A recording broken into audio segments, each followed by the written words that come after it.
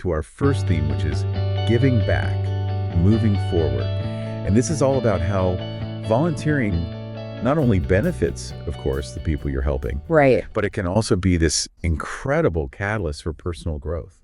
It really Yeah. can. And this Yeah. reminds me of Ajahn Brahm's teachings on dana, which is a Pali word Yeah, meaning dana. generosity or giving.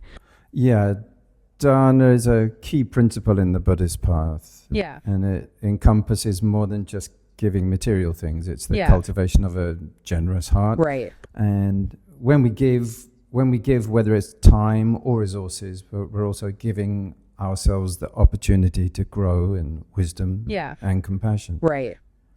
And often it's through these acts of giving that we experience unexpected shifts in perspective. Yeah. Just as we mentioned with Ajahn Brahm's story of the businessman. Okay. And this is a cornerstone of Buddhist practice. Right. But it goes beyond just material donations. It's about cultivating a generous spirit, a willingness to give of yourself, of your time, your energy. And, Right. and very often it's through these acts of service that we actually discover unexpected strength and, Right. and new perspectives on life.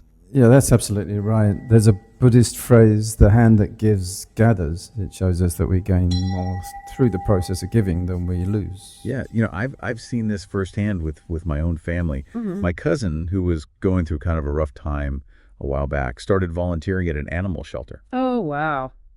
And, I think she went in thinking, I'm going to help these animals. Mhm. But it really ended up kind of transforming her whole outlook on life. Yeah. She learned Mhm. so much about compassion and responsibility and this power of unconditional love, not just for the animals, but for herself. That's such a great point. The process of giving in many ways is just as Yeah. important for our own spiritual self-growth. Right. And it reflects what the Buddha often taught. When we practice generosity, we open our hearts to greater understanding and peace. Yeah, and that's a beautiful example of how dana can lead to unexpected inner transformation. Yeah.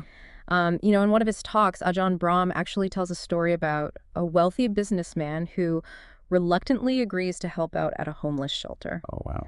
And initially he's hesitant, he feels uncomfortable. Sure. But as he starts to spend time with the people there, listening to their stories, sharing meals with them, his perspective starts to shift dramatically. And he realizes that true wealth actually lies in connection and compassion and not just Compassion. in those material possessions. Exactly. True wealth in Buddhist terms is not measured by what we own, but like by the depth of our relationships and our capacity for kindness as well. That's a great story. It really shows that it's a two-way street, this giving back. Absolutely. That it's mutual. And when we give, we also receive. Sometimes what we receive is far more valuable than we ever imagined. We offer something to others, but what we receive in return is so much greater than we could ever expect. So true. And speaking of finding strength through shared experiences,